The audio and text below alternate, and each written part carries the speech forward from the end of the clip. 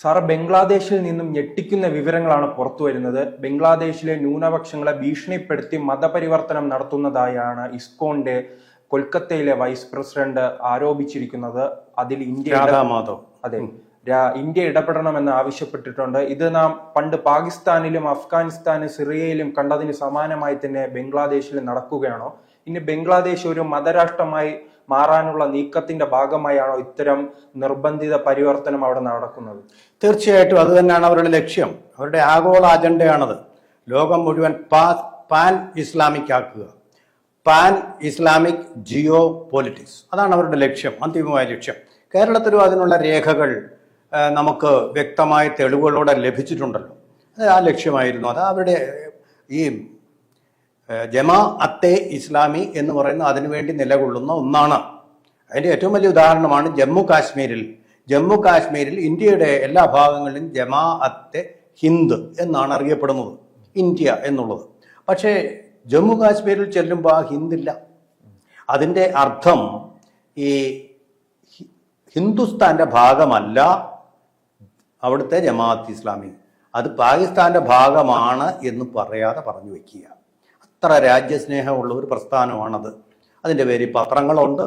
അതിനകത്ത് ദേശസ്നേഹം, മതേതരത്വത്തിന് വേണ്ടിയൊക്കെ വാദിക്കുന്ന വലിയ ഭരണഘടനയ്ക്ക് വേണ്ടി വാദിക്കുന്ന നെടുനടുങ്കവൻ പ്രസംഗങ്ങൾ അതിൻ്റെ മുഖപത്രത്തിൽ നിന്ന് കേരളത്തിൽ നമുക്ക് വായിക്കാൻ പറ്റും. അതോടൊപ്പം തന്നെ ഈ ജമാഅത്തെ ഇസ്ലാമിയുടെ ഒരു പൊതു സ്വഭാവം തങ്ങൾ ന്യൂനപക്ഷമുള്ള സംസ്ഥാനങ്ങളിലോ രാജ്യങ്ങളിലോ ഇരവാദം ഉന്നയിക്കുകയും തങ്ങൾ ഭൂരിപക്ഷമാകുമ്പോൾ ഇത്തരം മതപരിവർത്തനവും നിർബന്ധിത പരിവർത്തനവും മറ്റു ആക്രമണങ്ങളുമായി മുന്നോട്ട് പോകുന്നതാണോ ഇവരുടെ നിലപാട്? എക്സാക്ട്ലി.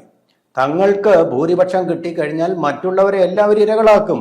ഹിന്ദുവിനോട് പ്രത്യേകിച്ച് വിരോധമൊന്നുമില്ല. ഇസ്ലാം അല്ലാത്തവരോട് വിരോധമുണ്ട് എന്നുള്ളത് കാഫിറുകളാണ്.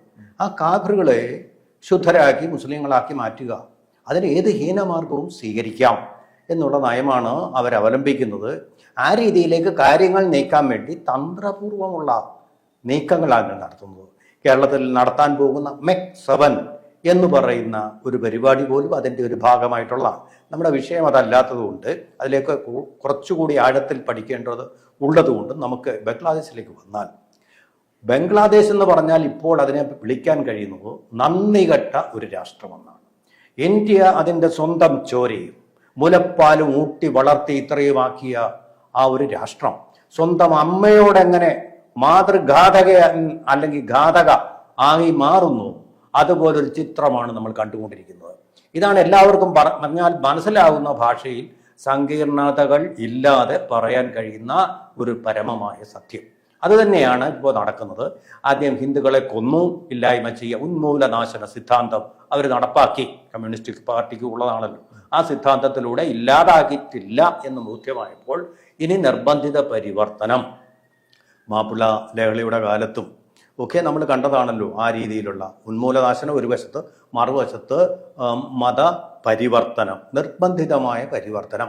കണ്ടവരെയൊക്കെ പിടിച്ചിട്ട് സുന്നത്ത് ചെയ്യിപ്പിച്ച് സുന്നി മുസ്ലിങ്ങളാക്കി അവരെ മാറ്റുക. അത് പ്രത്യേകിച്ച് ഷിയാക്കളെയോ അവർ ഇഷ്ടപ്പെടുന്നില്ല, അഹമ്മദിയരെ ഇഷ്ടപ്പെടുന്നില്ല, ബഹായി വിശ്വാസികളെ ഇഷ്ടപ്പെടുന്നില്ല. അതുകൊണ്ട് ഹിന്ദുവിനെതിരെ മാത്രം ഉള്ളതാണെന്ന് നമ്മൾ തെറ്റിദ്ധരിക്കേണ്ടതില്ല. അമുസ്ലിങ്ങളായിട്ടുള്ള എല്ലാവരോടുമുള്ള സിഖുകാരോടുമുള്ള ഒരു പക തന്നെയാണിത് എന്നുള്ളതും നമ്മൾ തിരിച്ചറിയേണ്ടതായിട്ടുണ്ട്. അതാണ് ഈ രാഷ്ട്രം, ഇങ്ങനെയുള്ള രാഷ്ട്രം അത് ശരിക്കും നടത്തുന്നത് ഒരു തരത്തിലുള്ള ഹിറ്റ്ലറിസമാണ്, നാസിസമാണ്, ഏകാധിപത്യമാണ്, സമഗ്രാധിപത്യമാണ്. പക്ഷേ ഇന്ത്യയിൽ ഈ ഭരണഘടനയെക്കുറിച്ച് ചർച്ച ചെയ്ത കൂട്ടത്തിൽ പ്രിയങ്ക ഗാന്ധി ഇന്നലെ പാർലമെന്റിൽ കന്നിപ്രസംഗം നടത്തുകയുണ്ടായല്ലോ. ഒരൊറ്റ വാക്ക് പറഞ്ഞു. അവർ മണിപ്പൂരിനെ കുറിച്ച് പറഞ്ഞു, സംഭലിനെ കുറിച്ച് പറഞ്ഞു, അങ്ങനെയുള്ള സംഭവങ്ങളെ എല്ലാം കുറിച്ച് പറഞ്ഞു.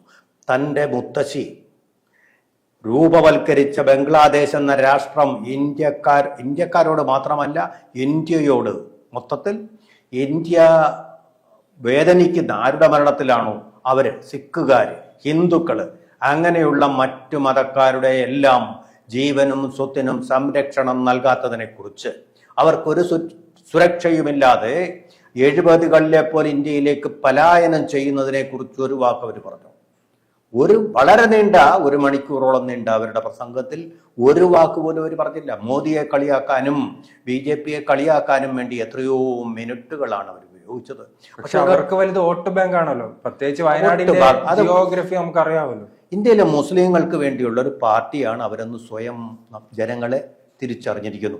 പിന്നെ കപട നാടകങ്ങൾ, ആ ചന്ദനക്കുറിയുടെ ഒന്നും ശ്രീരാമന്റെ വേഷം, സീതയുടെ വേഷം ഒക്കെ ധരിച്ചുകൊണ്ട് അവർ നടത്തുന്ന പൊറോട്ടു നാടകങ്ങൾ, അത് ശരിക്കും അതിൻ്റെ എന്താണ് അവരെന്നുള്ളത്, അതിൻ്റെ തനി നിറം വളരെ വ്യക്തമായിട്ടും സുതാര്യമായിട്ടും മനസ്സിലാക്കാൻ കഴിയും ഇവരുടെ ഈ പ്രസംഗങ്ങളിൽ നിന്നും.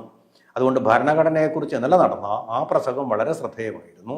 അപ്പോൾ ഈ മോദി മാത്രമോ ഇന്ത്യയിലെ ഏതെങ്കിലും ഒരു രാഷ്ട്രീയ കക്ഷി മാത്രമോ എതിർക്കേണ്ട ഒന്നല്ല, നഗ്നമായ മനുഷ്യാവകാശ ലംഘനമാണ്, മതത്തിൽ വിശ്വസിക്കാനുള്ള സ്വാതന്ത്ര്യത്തിന്റെ ലംഘനമാണ്. ഇന്ത്യയല്ല, ഇന്ത്യയുടെ ഭരണഘടന മാത്രമേ, ഐക്യരാഷ്ട്രസഭയുടെ ചാർട്ടർ ഉയർത്തിപ്പിടിക്കുന്ന എല്ലാ മൂല്യങ്ങളെയും എതിർത്തുകൊണ്ടുള്ള കാര്യങ്ങളാണ് അവിടെ നൊബേൽ സമ്മാന ജേതാവ്, സമാധാനത്തിന്റെ അപ്പോസ്തോലൻ എന്നൊക്കെ അറിയപ്പെടുന്ന മുഹമ്മദ് യൂനുസ് അധ്യക്ഷത വഹിക്കുന്ന ഭരണകൂടം നടത്തിക്കൊണ്ടിരിക്കുന്നത്. ഇപ്പോ കഴിഞ്ഞ ദിവസം നമ്മുടെ വിദേശകാര്യ സെക്രട്ടറി അവിടെ പോയി ചർച്ച നടത്തിയിരുന്നു. ആ ചർച്ച നടത്തിയതിന്റെ ഫലമായിട്ടാകാം കൊലപാതകത്തിൽ നിന്ന് മറ്റൊരു തന്ത്രത്തിലേക്ക് അവർ മാറുകയാണ്, അതായത് നിർബന്ധിത പരിവർത്തനം. ഇതിന്റെ ഫലം എന്താകും? ഇന്ത്യയുടെ അതിർത്തി പ്രദേശങ്ങളിൽ തന്നെ ഹിന്ദുക്കളെ പരിവർത്തനം ചെയ്തൊരു പരിവമാക്കി അവിടെ എല്ലാം കലാപകലുഷിതമായിട്ടുള്ള സംസ്ഥാനങ്ങളാക്കി മാറ്റി. മോദി ഗവൺമെന്റും BJPയും അവരുടെ തീവ്ര യജ്ഞത്തിന്റെ ഫലമായിട്ടാണ് അവിടുന്ന് ആ സ്ഥലങ്ങളെ മാറ്റിയെടുത്തത്. അതിലിപ്പോ മണിപ്പൂർ മാത്രം, മണിപ്പൂരിൽ വിദേശികൾ കടന്നു കയറിക്കൊണ്ട് ബംഗ്ലാദേശ്, ബർമ തുടങ്ങിയ രാഷ്ട്രങ്ങളിൽ നിന്ന് പുറത്തുള്ളവർ കയറിയാണ് അവർ സൃഷ്ടിക്കുന്ന പ്രശ്നമാണ് അവിടെ നടക്കുന്നത്. അതുകൊണ്ടാണ് മോദി അങ്ങോട്ട് പോകുന്നത്. ഒരു വൈദേശിക പ്രശ്നമാണ്. അതുകൊണ്ടാണ് ഇന്ത്യയുടെ പ്രശ്നമല്ലത്, വിദേശികൾ ഉണ്ടാക്കുന്ന പ്രശ്നമാണ്. അതിന്റെ പരിഹാരം അദ്ദേഹം ചെയ്തുള്ളൂ, അത് വേറെ കാര്യം. അത് നമ്മളിപ്പോൾ അതിലേക്ക് പോകണ്ട. പക്ഷേ ആ പ്രശ്നമായതുകൊണ്ടാണ് മണിപ്പൂരിൽ പോകാത്തത്. മണിപ്പൂർ എന്ന് പറഞ്ഞ് പിന്നെയും എടുത്തിട്ട് കുത്തുവാണ്. പ്രിയങ്ക ഗാന്ധി ഇന്നലെ മണിപ്പൂരിന്റെ കാര്യം, അയ്യോ എന്തൊരു വേദന. ബംഗ്ലാദേശിൽ നടക്കുന്നതിന് അവർക്ക് വേദനയൊന്നുമില്ല. ഇന്ത്യയിലേക്ക് ആളുകൾ വീണ്ടും പലായനം ചെയ്യും. ഇങ്ങനെ പലായനം ചെയ്തപ്പോഴാണ് ഇന്ദിരാഗാന്ധി റഷ്യയിൽ പോയിട്ട് കരാർ ഒപ്പിട്ടുകൊണ്ട് ബംഗ്ലാദേശ് എന്ന രാഷ്ട്രത്തിന് ബീജാപാപം നടത്തിയത്.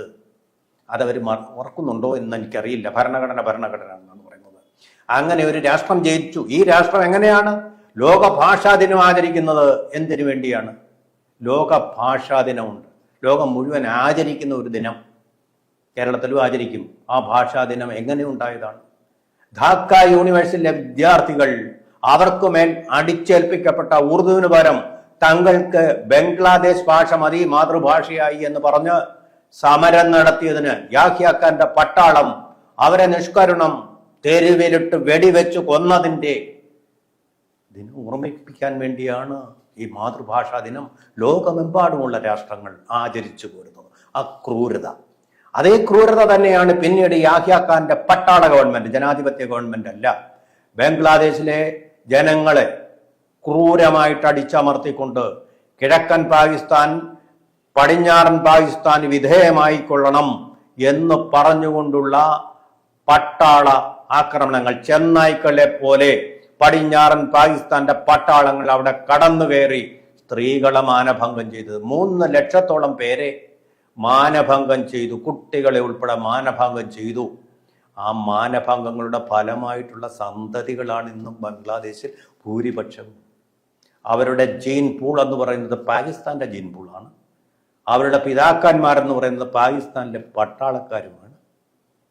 അവർക്കപ്പോൾ അവരുടെ ആ പിതൃബോധം അതാണ്, മാതൃബോധമില്ല. ഇന്ത്യയാണ് അവർക്ക് ജന്മം കൊടുത്തത്, മുലപ്പാൽ ഊട്ടി വളർത്തിയത്. അതവർ മറന്നു. കൃതജ്ഞരായിട്ടുള്ള അവർ മറന്നു. തെരുവീതികളിൽ ഇന്ത്യക്കെതിരെ, ഹിന്ദുക്കൾക്കെതിരെ, ഇസ്കോണിനെതിരെ, ഈ ജമാഅത്തെ ഇസ്ലാമിയെ പോലൊരു പ്രസ്ഥാനമാണ് ഇസ്കോണിന് ഇന്ന് എനിക്ക് തോന്നുന്നില്ല. അവരുടെ ക്ഷേത്രങ്ങളെ സൗജന്യമായിട്ട് പ്രസാദ വിതരണം ചെയ്യുക, ശാന്തി കിട്ടാൻ വേണ്ടിയിട്ടുള്ള ധ്യാനങ്ങൾ ചെയ്യുക, കൃഷ്ണ കോൺഷ്യസ് എന്ന് പറയുന്ന സ്നേഹത്തിൽ അധിഷ്ഠിതമായിട്ടുള്ള ഒരു ചിന്താ പദ്ധതി ഉണ്ടാവുക, ഇതിനുവേണ്ടി പ്രവർത്തിക്കുന്ന ഒരു വോളണ്ടറി സംഘടനയാണത്, സന്നദ്ധ സംഘടന. അവിടുത്തെ സന്യാസി അറസ്റ്റിലായത് നവംബർ 25 ഇത്രയും നാളായിട്ട് അവിടെ ജാമ്യം ലഭിച്ചിട്ടില്ല. അതെ, സ്വാമി കൃഷ്ണ ചൈതന്യം അല്ലെ, ചിന്മയാനന്ദ എന്ന് പറയുന്ന സ്വാമി. ആ സ്വാമിക്ക് ഇതുവരെ മോചനം കിട്ടിയിട്ടില്ല. ആ സ്വാമിക്ക് വേണ്ടി വാദിക്കാൻ ഒരു വക്കീൽ പോലുമില്ല. ഇന്ത്യയിലെ മുംബൈയിൽ വന്ന് നരനായാട്ട് നടത്തിയ കസാബിന് ഇന്ത്യ ഒരു വക്കീലിനെ കൊടുത്തു വാദിച്ചു. ഇന്ത്യ കൊടുത്തു ഒരു വക്കീലിനെ. അതാണ് ജനാധിപത്യ മര്യാദ. ആ ജനാധിപത്യ ജുഡീഷ്യറിയുടെ മര്യാദ പോലുമില്ലാതെ അയാളെ പിടിച്ച് ജയിലിലിട്ടിരിക്കുക. മുഹമ്മദ് യൂനിസ് എന്ന് പറയുന്ന സമാധാനത്തിന്റെ നൊബേൽ സമ്മാനം നേടിയ ആള്. ഇതാണോ സമാധാനം? ഇങ്ങനെയാണോ സമാധാനം ഉണ്ടാക്കേണ്ടത്? അദ്ദേഹത്തിന് അത് കഴിയില്ലെങ്കിൽ രാജിവെച്ച് പോകേണ്ടതല്ലേ? ഹിന്ദുക്കളെ അവിടെ കൊല്ലുന്നതിന്, ബുദ്ധമതക്കാരെ കൊല്ലുന്നതിന്, അതുപോലെ തന്നെ മറ്റ് ഇതര മുസ്ലിം സുന്നികൾ ഒഴിച്ചുള്ള ആൾക്കാരെ കൊല്ലുന്നതിന് ഒക്കെ അധ്യക്ഷം വഹിക്കുന്ന ആളാണോ ഒരു നൊബേൽ സമ്മാനത്തിന്? തുണി വ്യവസായവുമായി ബന്ധപ്പെട്ട് വലിയ വളർച്ച നേടിയ ഒരു രാജ്യമാണ് ബംഗ്ലാദേശ്. ഇത്തരം പ്രവർത്തികൾ ആ രാജ്യത്തെ സാമ്പത്തികമായി തന്നെ ഇല്ലാതാക്കാനുള്ള സാധ്യതയില്ല. മറ്റൊരു അഫ്ഗാനിസ്ഥാനായി മാറുമോ ബംഗ്ലാദേശ്? അവിടെ ചില വേറെ കളികൾ. ഡാക്ക മസ്ലിൻ ഇന്ത്യയുടെ അഭിമാനമായിരുന്നു, ഇന്ത്യയുടെ ഭാഗമായിരുന്നു ഈ ബംഗ്ലാദേശ് എന്ന് പറയുന്ന ഒരു കാലത്ത്. ഇന്ത്യയുടെ ഭാഗമായിരുന്നു, ഇന്ത്യയാണ്. ബംഗാൾ എന്ന് പറയുന്ന സംസ്ഥാനത്തിന്റെ ഭാഗമായിരുന്നു അത്. ആ ബംഗാൾ, അവിടെയാണ് നമ്മുടെ ദേശീയ ഗാനം എഴുതിയ രവീന്ദ്രനാഥ ടാഗോർ ജനിച്ച സ്ഥലമാണ്. അതുപോലെ എത്രയോ ബുദ്ധിജീവികൾ. ആ ബുദ്ധിജീവി പത്മാനദിയെക്കുറിച്ചുള്ള അദ്ദേഹത്തിന്റെ കഴിവുകൾ, പത്മാനദി ഒഴുകുന്നത് ബംഗ്ലാദേശിൽ കൂടിയാണ്. ഗംഗാനദിയുടെ ബംഗ്ലാദേശിലെ പേരാണ്. അപ്പൊ അങ്ങനെയുള്ള ഒരു നമ്മുടെ തന്നെ ഒരു ഭാഗമാണ്. വാസ്തവത്തിൽ മതത്തിന്റെ പേരിൽ അത് വിഭജിച്ചു പോയി എന്ന് മാത്രമേ ഉള്ളൂ. ഡാക്ക മസ്ലിന്റെ കാര്യം പറഞ്ഞപ്പോൾ അങ്ങനെയല്ല. ഇപ്പോൾ ഇന്ത്യയുടെ സഹകരണം ഇല്ലാതാകുമ്പോൾ പകരം ചൈനയുടെ സഹായവും സാമ്പത്തിക സഹായം അതും കൂടി കിട്ടാൻ വേണ്ടിയിട്ടാണ് അവിടെ ജമാഅത്തെ ഇസ്ലാമിയുടെ ആൾക്കാർ, കമ്മ്യൂണിസവുമായിട്ട് ഒരു ബന്ധവും ഇല്ലാത്ത ആൾക്കാർ അവിടെ പോയി ഷീ ജിൻപിങ്ങിനെ കണ്ട് ചർച്ചകൾ നടത്തിയത്. ഇന്ത്യയെ അട്ടിമറിക്കാനും അവർക്ക് സാമ്പത്തിക സഹായം നൽകാനും. പാകിസ്ഥാന് കഴിയില്ല. പാകിസ്ഥാൻ പിച്ചാപാത്രമായി ലോകരാഷ്ട്രങ്ങൾക്ക് മുമ്പിൽ നിന്ന് കൈ നീട്ടുകയാണ്. അവർക്ക് പറ്റില്ല. അതിനൊരു ആൾട്ടർനേറ്റീവായിട്ട് ചൈന ഉപയോഗിക്കും. പക്ഷെ ഒരു കാര്യമുണ്ട്, ചൈന ആവശ്യമില്ലാതെ അങ്ങനെ സഹായിക്കുകയില്ല, കൈവിട്ട് കളിക്കുകയില്ല. തന്നെയുമല്ല, റഷ്യ ഇന്ത്യക്ക് അനുകൂലമായി ചൈനയെ മുന്നറിയിപ്പ് നൽകും. ചൈനയ്ക്ക് അത് നടക്കാൻ പോകുന്നില്ല. ചൈന സഹായിച്ച രാജ്യങ്ങളിൽ ഇന്ന് സാമ്പത്തികമായി തകർച്ചയിലാണ്. ശ്രീലങ്ക, അതെ, ഈ കോൺഗ്രസിന്റെ ഐക്യം പോലെ കോൺഗ്രസ് ഏത് കക്ഷിയുമായിട്ട് ഐക്യം കൂടുന്നോ അവർ നശിക്കും. NCP, SP, അതുപോലെ തന്നെ ഉദ്ധവ് താക്കറയുടെ പാർട്ടി, നോക്കൂ, പാർട്ടികളെ നശിപ്പിക്കുന്നത് പോലെ ചൈന തകർക്കുമെന്നുള്ള ഉറപ്പുമാണ് ബംഗ്ലാദേശിനെ. അതിപ്പോൾ തന്നെ അതിൻ്റെ ലക്ഷണങ്ങൾ കണ്ടു തുടങ്ങിയിട്ടുണ്ടെന്നാണ് ഞാൻ മനസ്സിലാക്കുന്നത്.